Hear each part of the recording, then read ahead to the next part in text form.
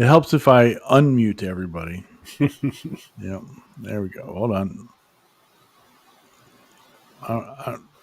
Paul, I think you have to, Mr. Corliss, I think you have to unmute yourself.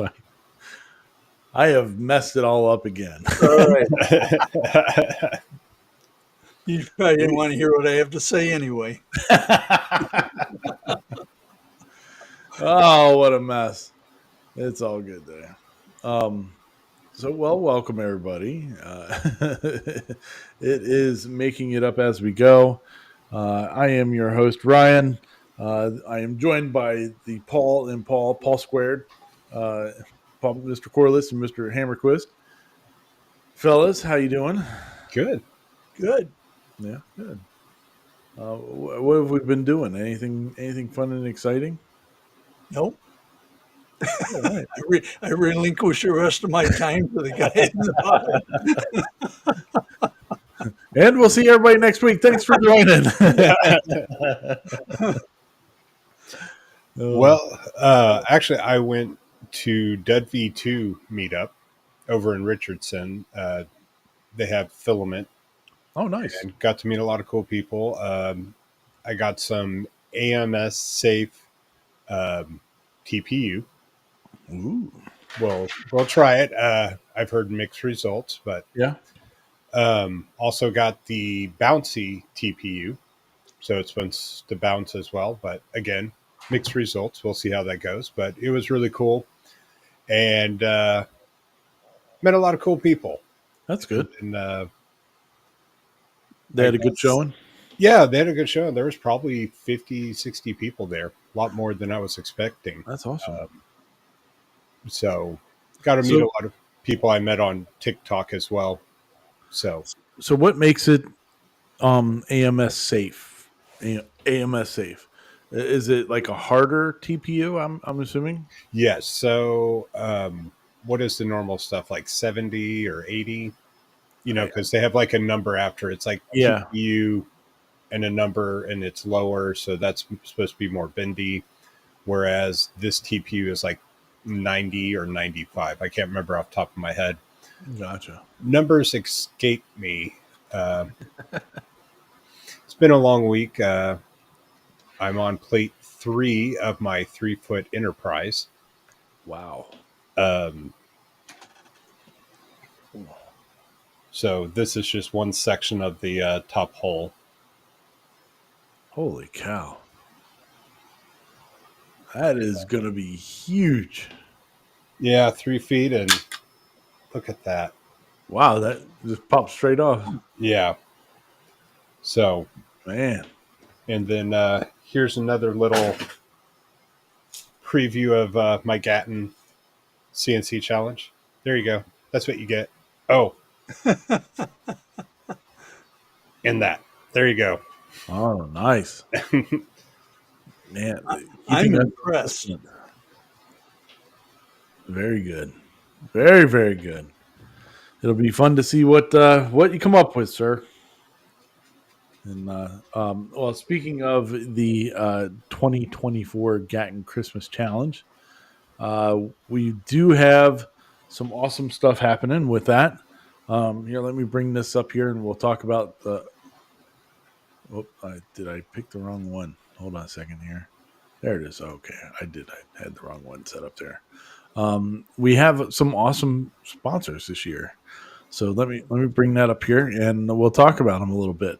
So we have Pixel CNC, the wonderful guys over there at Deftware.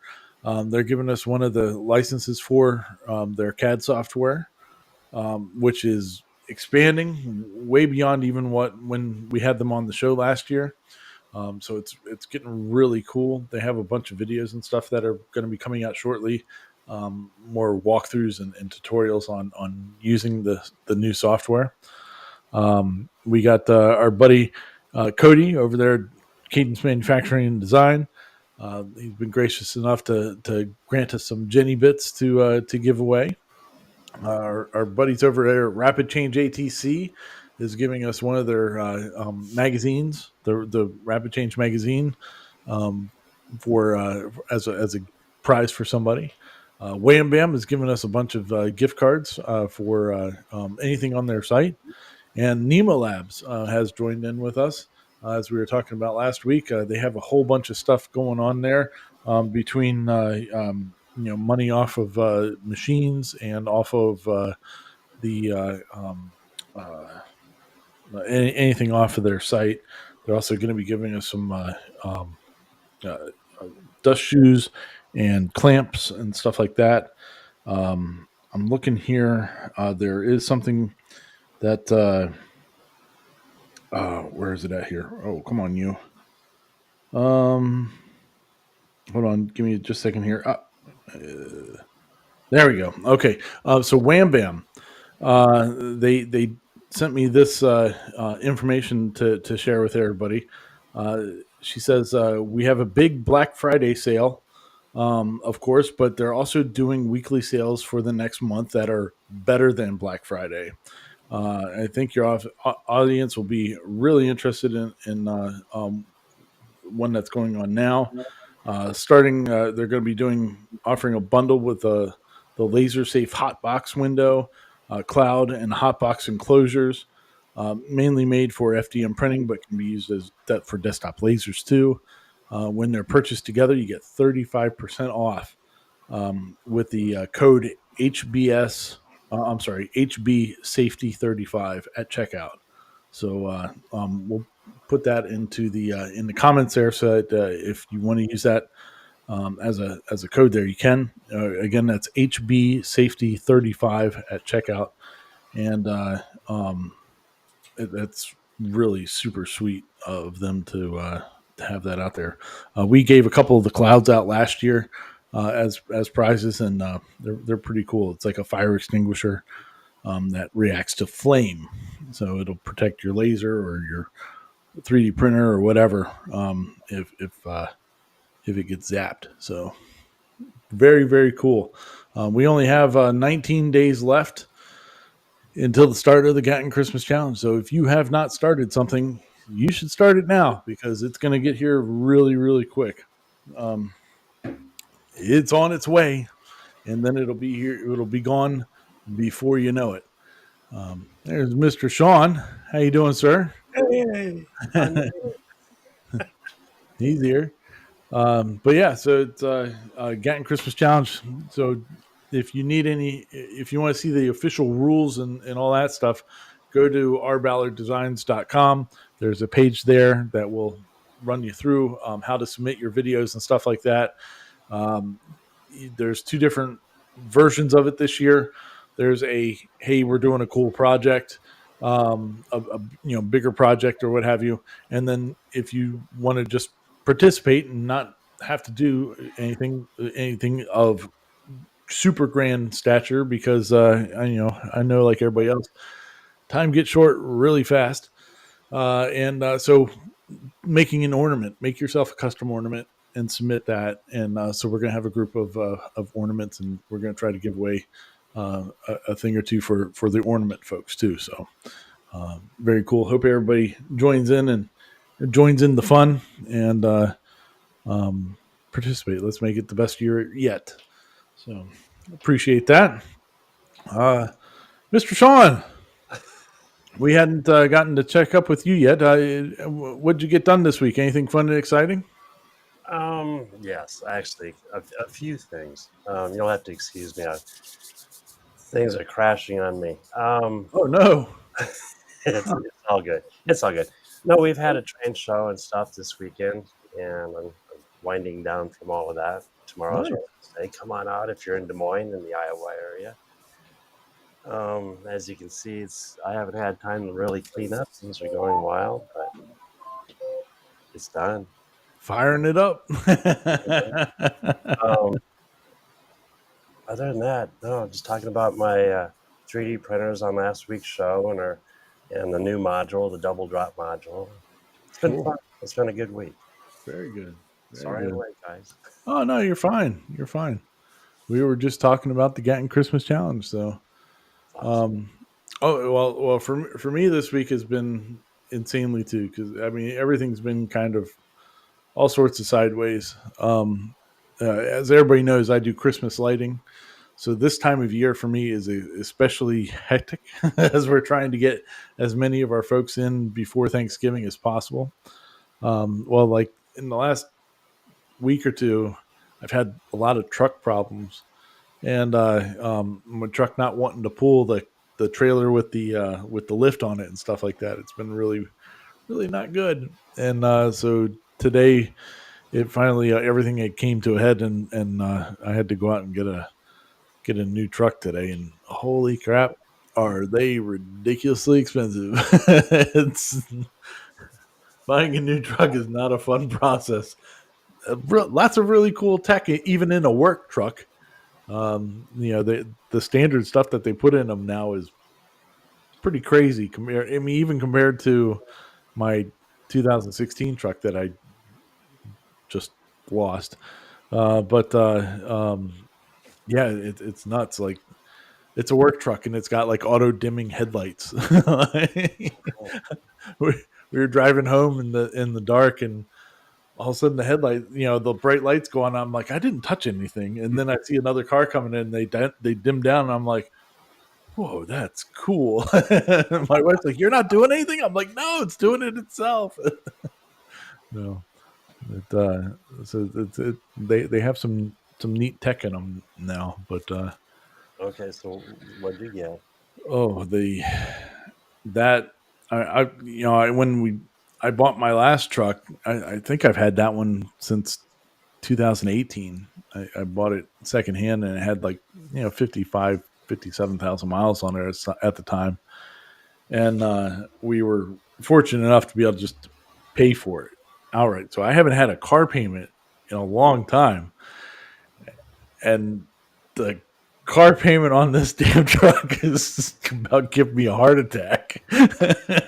I'm like, I got to go out and install lights like all night long. I got to catch up. I'm so far behind now because of this truck issue, but we start catching back up tomorrow. So it's been a mess, but it is a good looking truck, I must admit. So, but good times.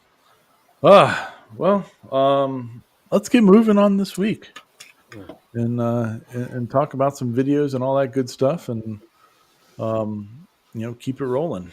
See what we've got going on. I keep grabbing the wrong mouse, and it is not working out there.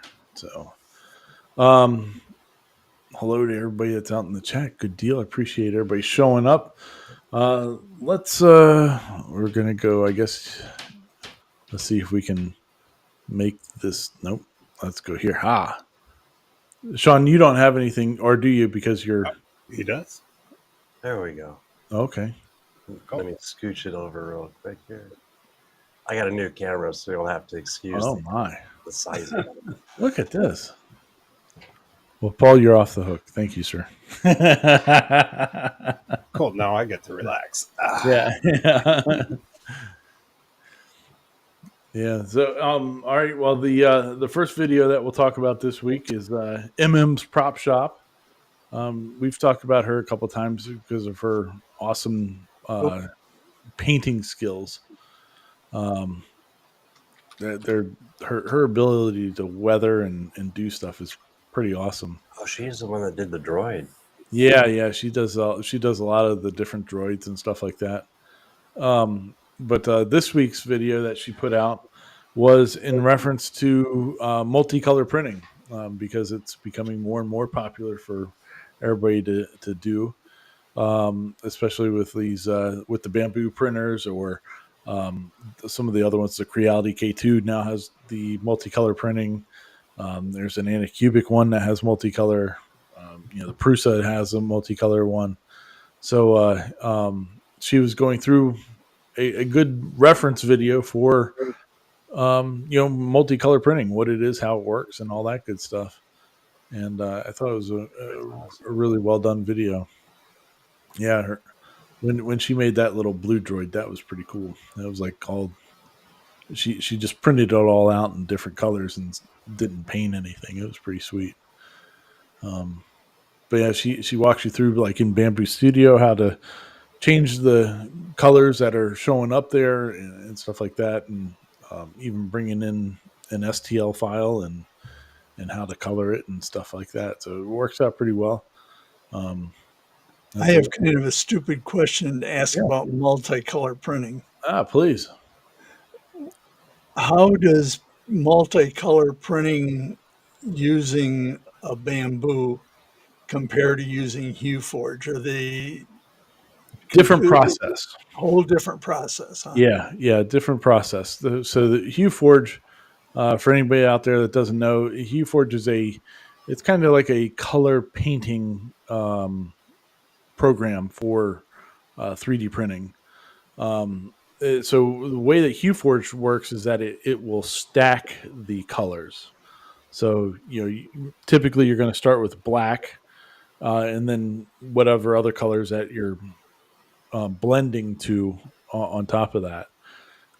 With a traditional, color print like this one that she's working on here, there's hard physical color between sections, and to create like one level surface or multi-level surface, it can be whatever, but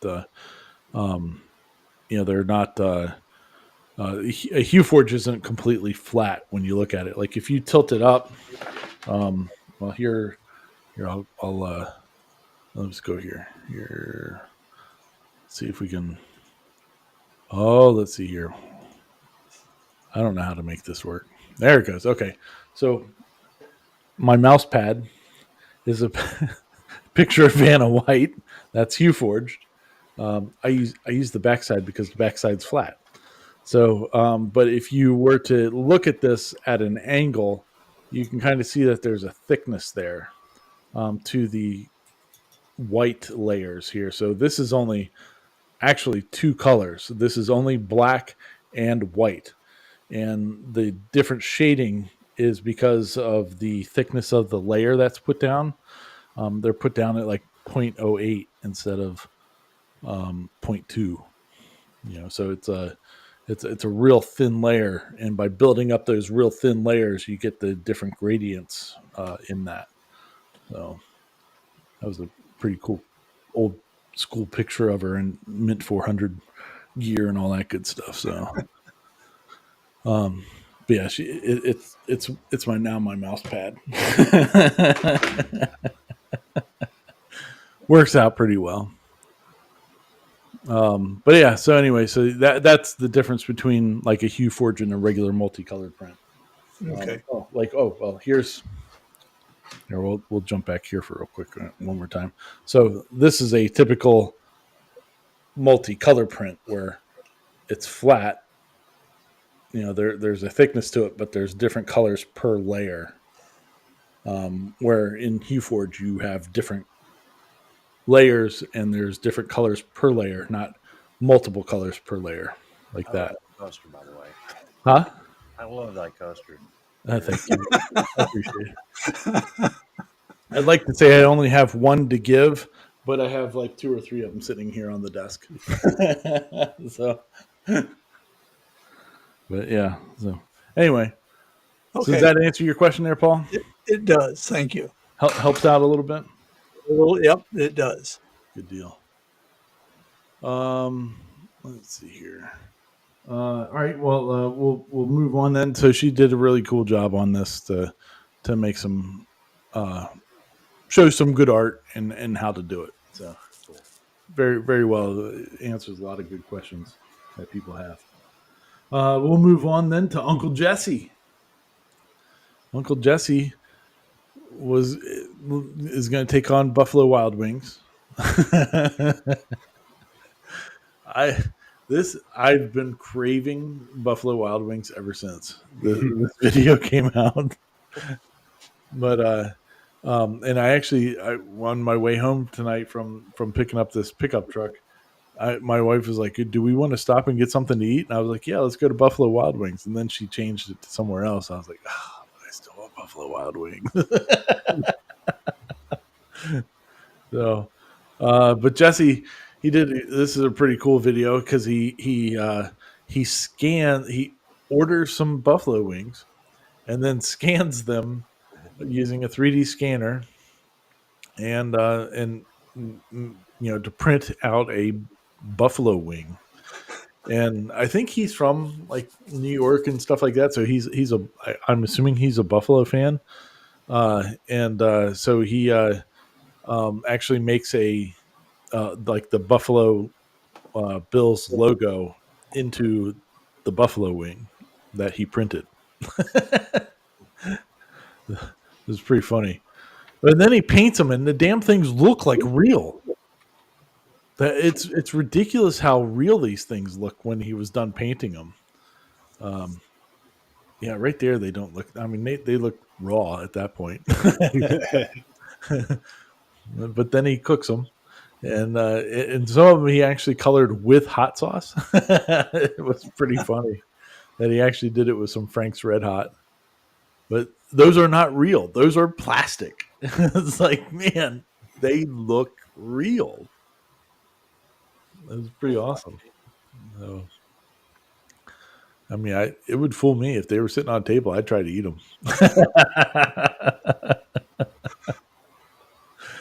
But then again, that may be part of my problems about being a very hefty guy is that it all looks good and I'll eat it. So, but yeah, really cool. I like how he embossed the logo onto them and stuff like that. I thought that was a pretty novel idea. No. And you wouldn't even notice it at first. Man, those are good. Yeah, there you go. Look at that. That's pretty awesome. But I do want to say, can we take a moment and appreciate his whiteboard? And yeah, that he stole his kid's whiteboard. Yeah, I thought that was hilarious. So, yep, there it is. This is what we need to do. So, very cool. Oh, let's see here. All right, well, moving on then. Cody says, I think YouTube's still getting used to the time change. It said the show starts in 75 minutes. That's not even time change going on there. That is all sorts of wacky. Oh, that's all good. All good, though. All right, well, moving on then. We got proper printing. I love this dude. So he's using his printer that he created, and then decided let's try to print, hot glue. And somebody else has done this recently. He talks about that, but the reason that he wants to do it is because he wants to be able to print some more exotic materials that you can like do in pellets or like a rod or whatever. So starting with hot glue is just the logical part. But the amount of work that this guy puts into creating these machines and stuff is pretty impressive. Like he made his own extruder that he made, I don't know, probably a year ago, but he modified it to work with these hot glue sticks, and then he made the thing that drops them in and all this other stuff. Like there's all kinds of stuff that he does that he doesn't even really talk about how he created it, but the amount of work that must have gone into those is pretty ridiculous. And I didn't know that there were so many different kinds of hot glue sticks. So, I know there's a low temp and a high temp, black, and then glue sticks for webbing if you want to create spider webs. Okay. I see. I didn't even know that. Evidently, though, there's other colors and all kinds of stuff. Pretty crazy. Yeah, I enjoy this guy. I think he's pretty cool. Hey, Sean, your volume's real low tonight. Oh, it's low tonight? Yep. How's that? About the same. Okay. I think everybody's just jealous of this guy's hair and beard. I'm jealous of his hair and beard. It's impressive. No.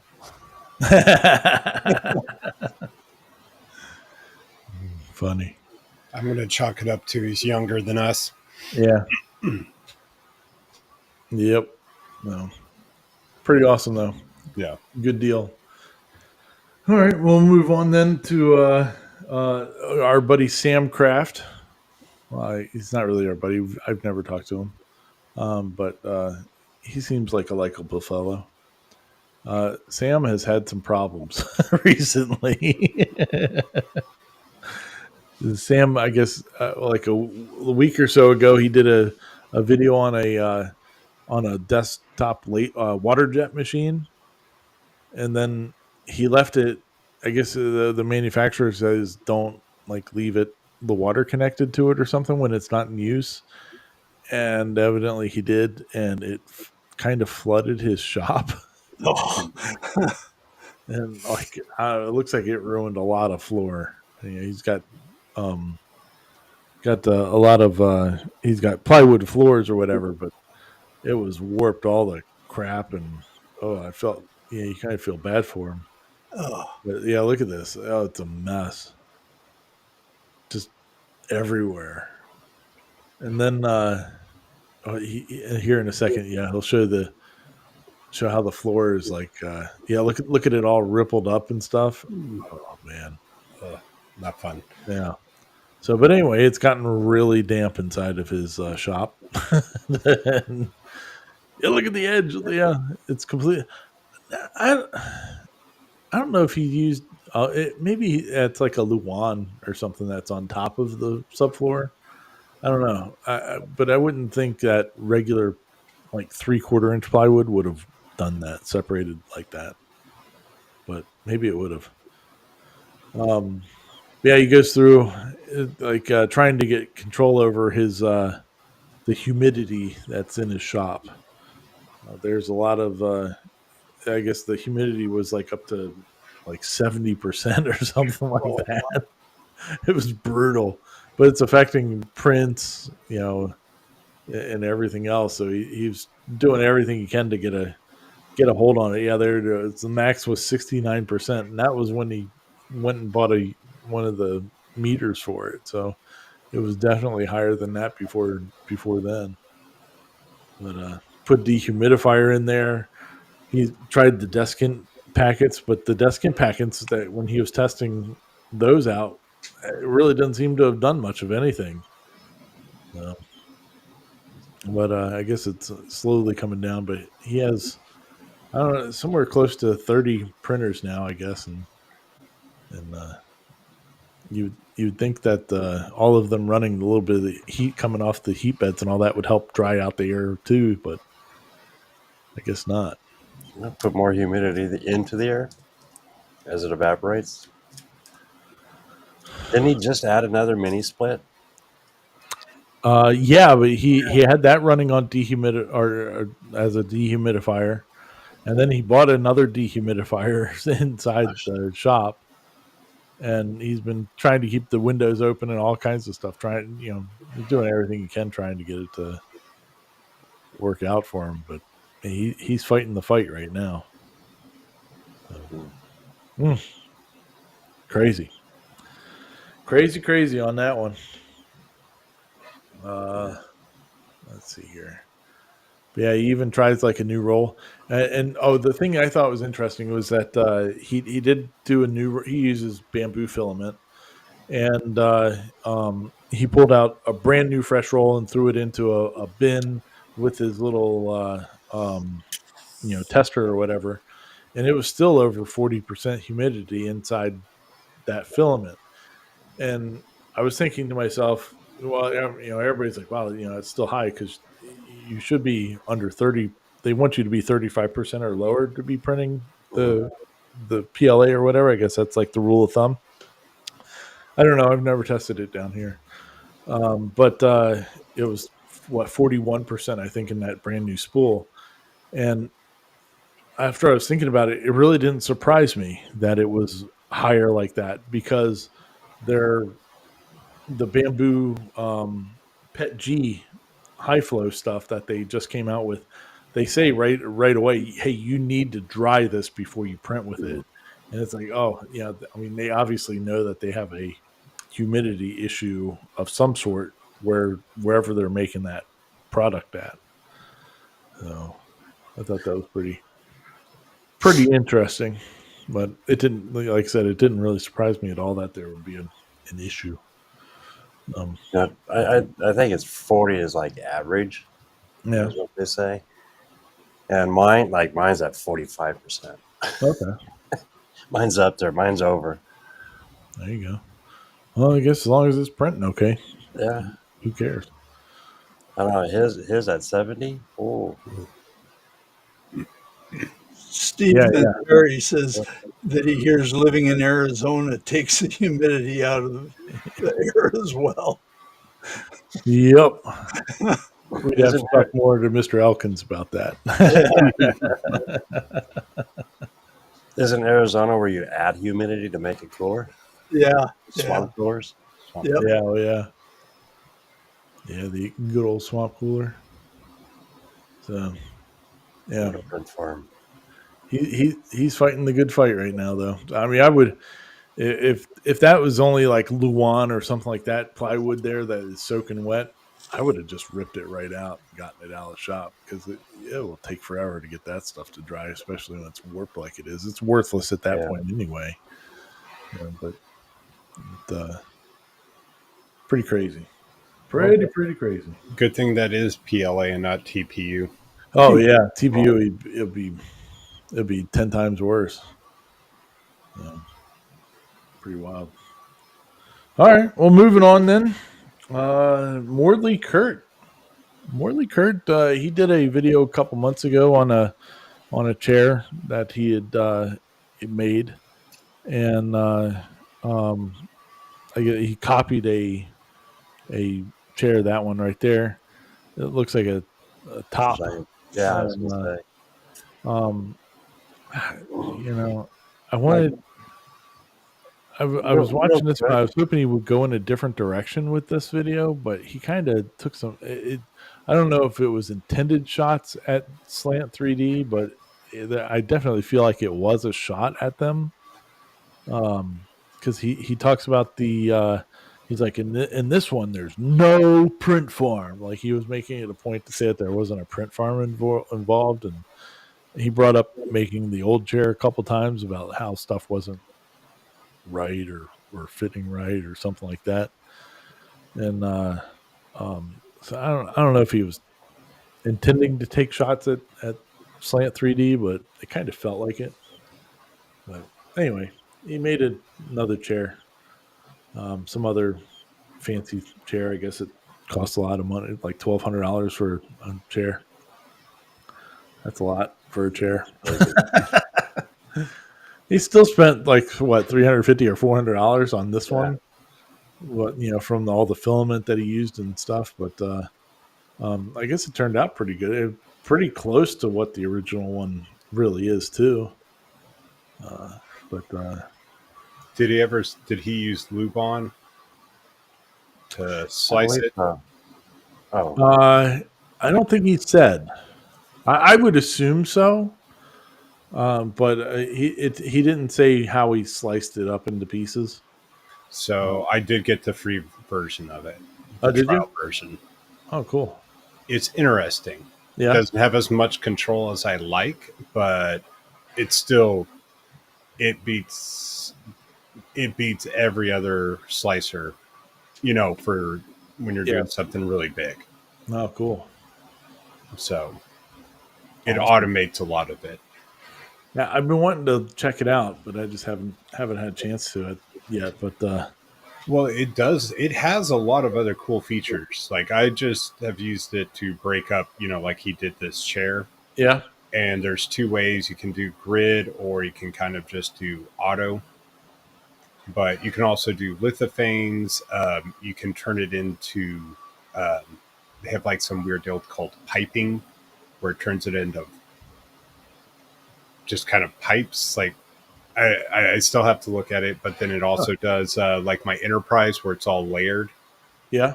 So you can use it for laser cutters as well. Oh, wow. Yeah, so it has a lot. I haven't got to play with all the features, but I think I will be purchasing purchasing it. So Sweet. It'll be fun to see how it works out. I've been interested in checking it out too, just because it'd be fun to print something just absurdly big. But yeah, well, that's how I sliced the Enterprise. yeah, Okay. So sweet. Yeah, so you can see here he's using that 3D gloop, and that is like it's a really cool substance. It's kind of expensive, I think, but it's like oh, it's kind of like a mix between super glue and contact cement.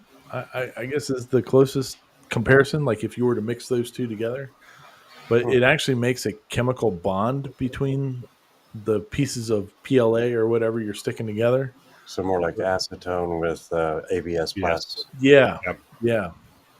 So it's a pretty cool solvent or whatever. It's kind of like Weld-On with acrylic. Mm-hmm. Okay. Yeah, so um, pretty neat stuff. I mean, it sets really fast. I think it starts setting in like 15 seconds to a minute or something like that, and then within like an hour, it's like fully cured or something. So it's pretty cool stuff. I have to try it. Yeah, This Yeah. is what I've been using, Glue Masters. I don't know if it's the same, but it takes a good 45 seconds to a minute to set. yeah. Having that work time is nice. Yeah. Yeah. Well, 45 seconds isn't so long that like you would, not. Well, I mean, where you can, You can still manipulate it but for a it- little bit. Yeah. yeah, but you can get it into place, but it still has a little bit of give.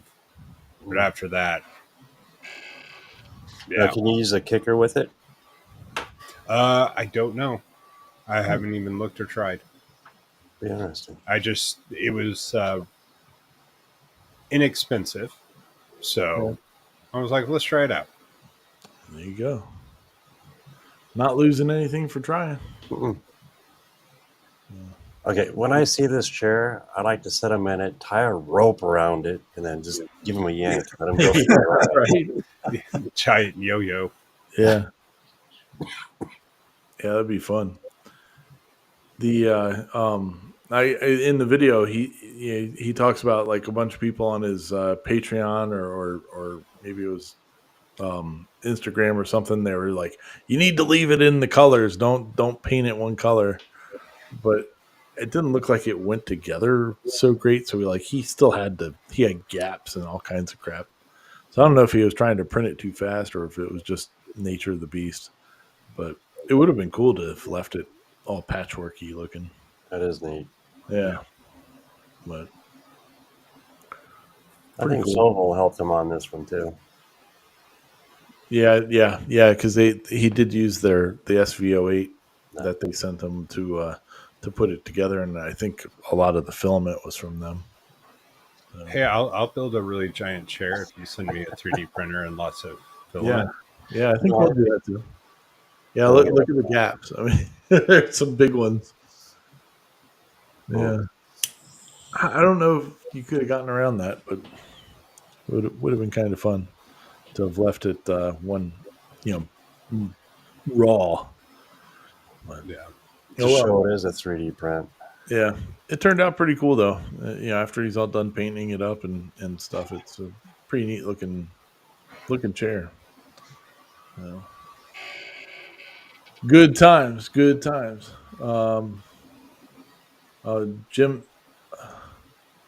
Jim says I think he got sued from the chair manufacturer. I think he was trying to not get sued by them because he said, please don't sue me. I don't know how. If he's not selling it, I don't understand how you could get sued for it. Well, Nintendo can sue you for just streaming, one of their games. Yeah, that's So it's a bunch of crap. Mm. Bunch of crap. Anyway, all right. Well, moving on then. We got we've shown her a couple times here on the show. Wild Willow. I think her name's Emily, if I'm not mistaken. Uh, she does this really great video on doing jigs. Uh, she has a laser engraving business where she makes all kinds of stuff for other businesses and stuff, and um, she walks you through how she makes her jigs for her stuff. Um, what is it? There's like keychains and some other stuff, but and I think she even has the files available if you wanted to make that same the same jig and not have to do any of the work yourself. She does sell like the files on Etsy too. But yeah, there's a golf tee holder, so you can. She tells you exactly what you need to do to be able to do it and get everything zeroed in and centered and all that good stuff. Uh, my favorite part of her jigs is that they have a backing plate, and I thought that was pretty important. Oh, excuse me. Like they have a it's not just the jig itself and you throw it down on the bed of the laser and go. Like, they have a back piece there, and I like that. I think that's a little more professional and being able to cut stuff reliably. If you got to do big batches like that, you need it to be reliable. Oh yeah. Yeah, so I think that's there's big bottle opener.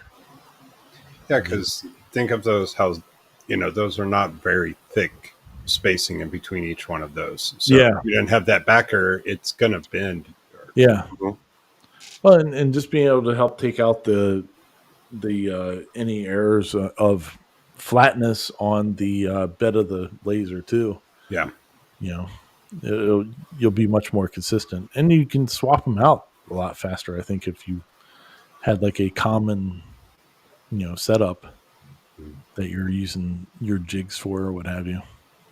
So And those hinges are really cool. That's yeah, I thought that was a good idea with the koozies. yeah. I like that. It keeps them nice and tight and consistent, reliable. So very good.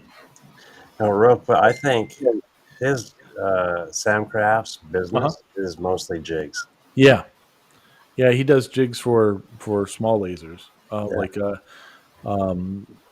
the fiber laser. I think is what he's focusing on. That's pretty cool. And he must be doing pretty good with it because he now has 29 printers, and that was only after like a couple months from going from 1 to 29. So must be doing okay. But, yeah. So Wild Willow does a good job. She walks you through how she makes them, and if you don't want to make it yourself, you can go buy the file for it and plug it in and go. Good stuff. All right, we'll move on then. Our buddy Hamilton Dilbeck put out a new video yesterday. I thought this was a good idea. It's a modular spoil board. Okay. And I thought that was pretty cool. So you make whatever size design you want, for your holes and stuff like that, and attach them down. Then you just go back and flatten everything, and you're off and running. And if you need to replace a section of it, you can just replace a section of it. You don't have to replace the whole thing. And I thought that was a pretty cool idea. That's a video where he put a sander onto a spindle. I don't think that worked as well as he hoped it did, but it was pretty cool anyway. But yeah, so he walks you through using, you can put dog holes in them and all this other stuff, and different sizes to fit your CNC the way you want it to. Looked like the alt mill was doing a good job for him. That is a nice machine. Yeah, I haven't talked to him since for a couple weeks, but I would assume any of the bugs that he had in it are working themselves out at this point. So seems like he was being pretty successful on the projects that he was working on. He did talk about different MDFs. Like, I didn't know that there was like a premium MDF. I figured once it's medium density fiberboard. It's medium density fiberboard, but evidently there's different levels to it. There's like a medium cool density or medium better density or something. I don't know, but evidently there is more than one density of MDF. Did he put those panels down with brass screws or steel screws? Do you know? Yeah, so that's what he's got. I think in this shot here, he's doing the holes for um, a general, I guess, system, Hmm. and so I think he screws them in once they're all on there. And his alt mill there. Oh no, that's his Onefinity. I mean, it's already got a spoil board there, but I think he was doing. He has one of those air weights table or beds or whatever they are, Okay. and I guess he was making a setup for that. Caps Lock here says he thinks he did them with drywall screws because that's what he That's had. what it looks like. Yeah. It's kind of what we all do, doesn't it? Really? No. So, but thanks, Caps Lock. I appreciate that. That clarification. I couldn't remember which way, what he attached them down there with, but yeah, pretty sweet. Works good.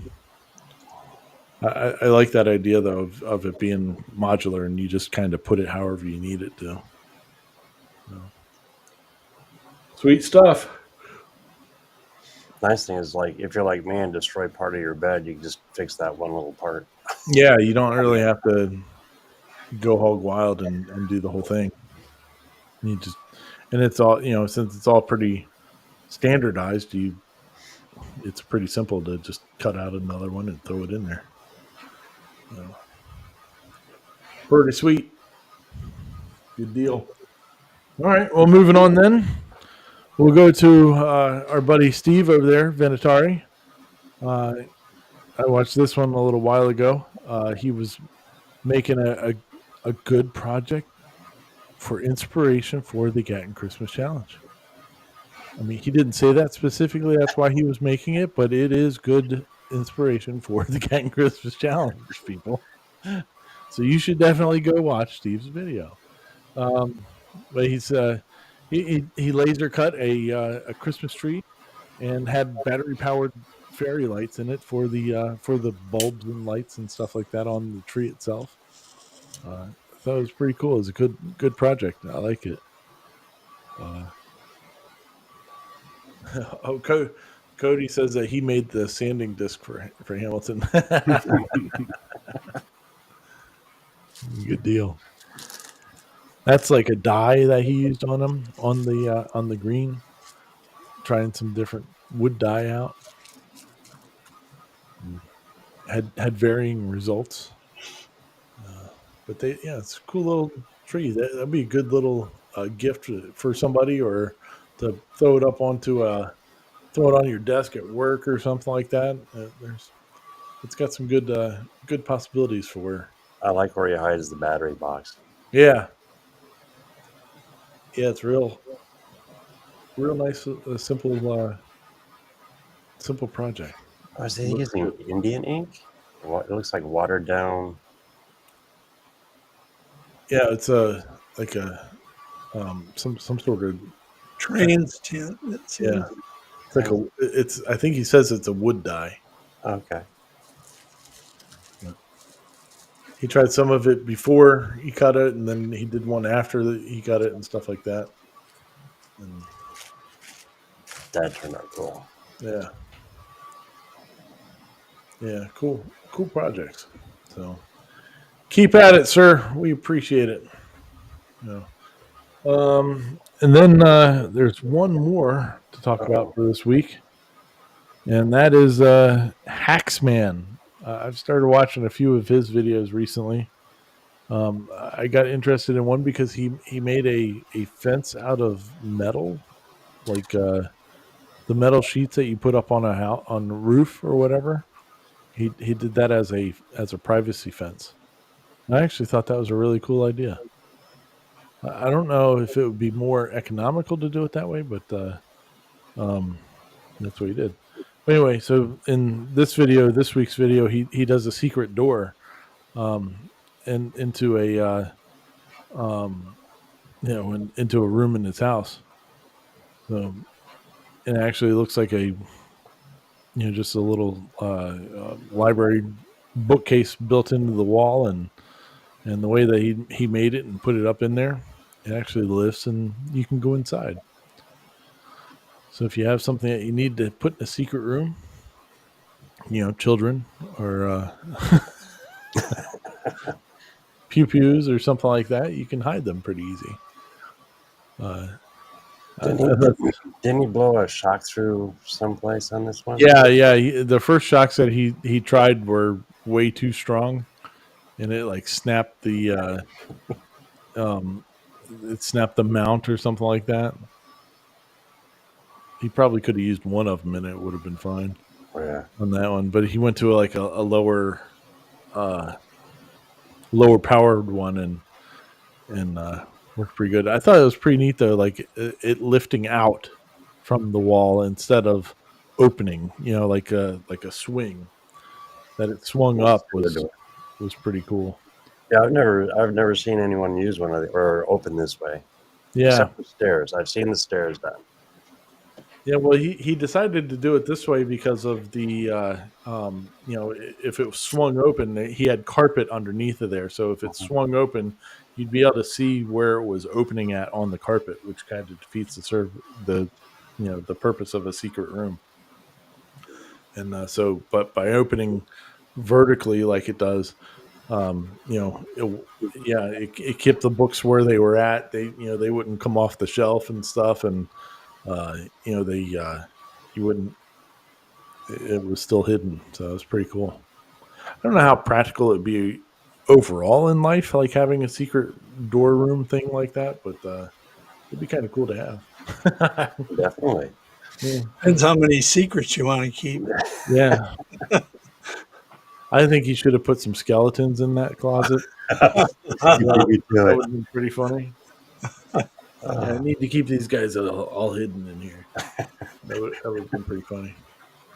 But this video, when I watched it the other day, I mean he had almost 1 million views on it, and now it's like 1.7 million views. It's like, holy cow.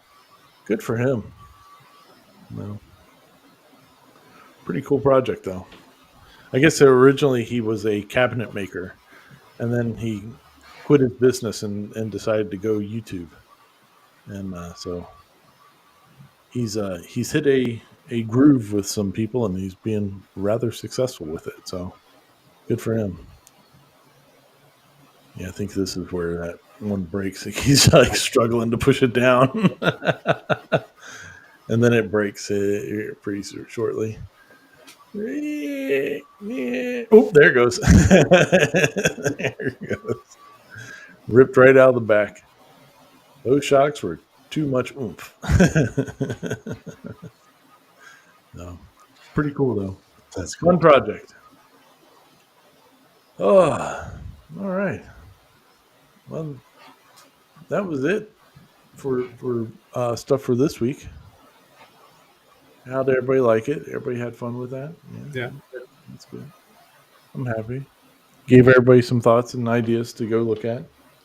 Maybe go look at some stuff for their Gten Christmas Challenge. Awesome possum. Before we leave, we had a couple comments out there. People wanted to know what kind of truck you bought. Oh, brand. No, I have one of my best friends. He works at a Ford dealership, so I stayed with the Ford, and actually I did take a picture of it before it got too dark. Let's see here. Before we left there, I'll see if I can blow it up here a little bit. So it's come on, you. There we go. There she is. Nice. There you go. So you carry the Good crew. looking truck. I'm pretty happy with it. My wife doesn't want me to put my logos and stuff on it for the business. I'm like, well, that's kind of the point of the truck, is that it's for business. So, I mean, it needs logos on it. We're going to have to put something on there. She goes, it's too pretty looking. I'm like, well, it's got to have logos. It's got to make its money. So, good times. But, let's see here. Tim is asking what was the first one with the 3D printer adding colors? That was MM's Prop Shop.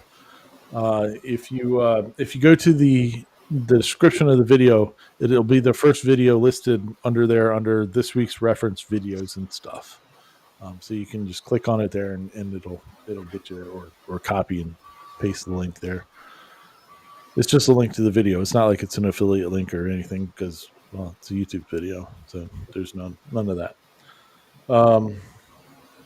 Yeah. So, and also if you go check out any of these videos, make sure you put a comment in there and let them know that you came to them through watching Making It Up as we go. We appreciate it. Trying to get more eyes on the show, so we appreciate that. It's Ray. Thank you, Mr. Elkins. Appreciate the compliment there. Yep, I'm telling you, Wade. That's what I said. It's got to have the signs on it. The old truck had signs on it. The new one needs them too. So, yeah. Need more business? Yes.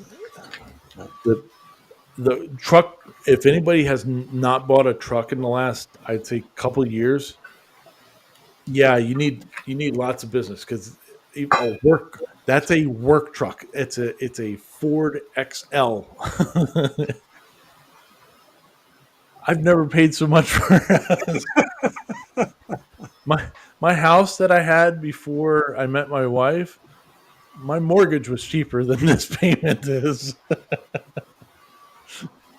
I don't understand how people do it. I don't understand how anybody gets away, like, can afford multiple vehicles like that. It's crazy. But anyway. Yeah, and then you drive through Texas, and that's like, every other car on the road. Oh, yeah. And then they slow down to 5 miles an hour to go over railroad tracks. All right, Texans. Yeah, I'm calling you out, truck drivers. Oh, when a long time ago, I in like 2005, 2000 to 2007, I sold trucks and stuff for GMC, and then like the Denali, which was like the absolute top of the line, was like $55,000, where you got everything in it, and you could get a work truck for like 25 at the most, and for like a 3/4 ton work truck. And now, I mean, the truck that was sitting right next to this one, the sticker price was over 70,000, and it was still the XL, which is the lowest rung of the Ford trucks. I was like, I don't understand it. And they have some trucks that go over $100,000. $100,000 for a pickup truck. Yep. Forget it. Have you looked at the Transit or anything like that? One of those kind of vans? I did, but they weren't really any less even. Oh, like, really? It was kind of crazy. Like they had a V6 and the ones that they had there at the dealership. So I was like, no, we need to go V8 for whatever we end up with, and so More power. Power. Yeah. Well, I guess for what I do, my company. Oh yeah. Driving around downtown and just.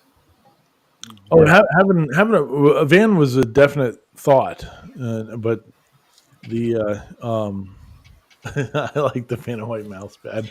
She's older than you, so you may need to send it to me. No. I'll make you one, Ray. If you want one, I can make one. That's no problem.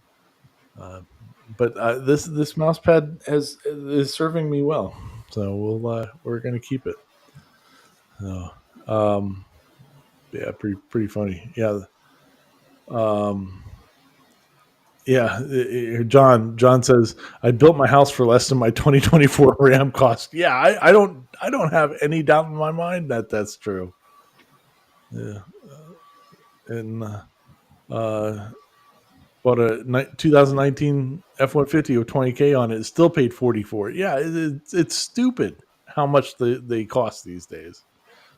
The technology in it is really cool, like some of the stuff that they put in there. But man, oof, forget about it.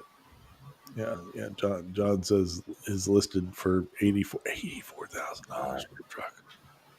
Oh my gosh, I would have a heart attack. I mean, I remember when I was selling trucks and stuff, back in '05 or whatever. Somebody came to me and they were buying like some Yukon or something like that. They were buying some vehicle, and they had traded in another. They were trading in another vehicle, and they were upside down on that one, and because like they had been changing cars like every couple of years, so they were going way negative. And I was a horrible car salesman because I I'm looking at this guy going, this is a $950 payment. Like, there's no way you're doing this, right? Back in '05, like there's no way you're going to have $1,000 car payment, is there? And and now it's commonplace to have like $1,000, close to $1,000 car payment. It's stupid, absolutely dumb. Ugh. But anyway, it's crazy. But anyway, so anyway, enough about talking about trucks and stuff like that. It's gonna give me heartburn. we're putting it to work right away. Tomorrow morning, we're heading out and we're lighting a Chick-fil-A down the road. So she's getting. She doesn't even have 100 miles on her yet, and she's gonna be doing some work. So it's all good. Yeah. Anyway, let's Mr. Corliss, you got anything else for us this evening? Nope. All right, good deal. Mr. Hammerquist, anything from you? Oh, hopefully I'll have a new video out tomorrow, and I'll be doing shorts and TikToks on Sweet. the Enterprise D. Where did you get the detailed model of it? Did you find that somewhere, or? Yes. This was, I think I finally got a good clean model from Thingiverse. Oh, okay. One of the issues when I was blowing it up, they had, so like all these windows, the geometry was actually still a cube instead of having the flat face and then it come up and just being a solid STL. It was a bunch of different pieces. So I tried several different ways and even got what is Autodesk's old Mesh Lab and try to solidify it, and still had issues. And then finally got a file off Thingiverse where it was all solidified. So much easier to cut that way. Yeah, got lucky on that. Yeah, I figured you had to buy a model like that one. So good deal. No, I was gonna design it before I bought it. There you go. Good times. All right. Well, Mr. Klondike, anything from you, sir? Have a wonderful week. I'll be on live again Wednesday morning, late night coffee. Or late morning coffee. It's late night for me tonight. You need some coffee. Yeah. Yes, I do. Good deal. Well, for me, hey, Gten Christmas Challenge, get onto it. Let's go and get your projects moving. Do you have a link on your website that tells all the rules and how to enter and all that? Yep. There's a page on the website for it, and and we're going to keep on talking about it probably in 3 weeks, like right as we kick off that weekend. We'll do a show on just reviewing some of the past ones that people have done and all that good stuff, and it's on like Donkey Kong at that point. So get on it. If you don't want to make a project, you can make an ornament. Make an ornament. Yeah, make some kind of cool ornament, and and participate. That's what we really want. Don't do it for any of the prizes. Do it because you want to participate and have fun. That's what it's all about. The prizes are just a cool thing that some of our sponsors are helping us out with. And while they are awesome, don't do it for the prize. Do it for fun. So do it because it makes me happy. Yeah, we want you to be happy. We need me to be happy. We don't want you. We don't want you mad or upset. It's not good when I'm upset. It's not fun. It's definitely not fun. I'll get on here and Paul, Mr. Corliss will say, I'll say, hey, Mr. Corliss, what did you do this week? And Mr. Corliss will say, I haven't done shit. And I'll be like, well, what the hell are you here for?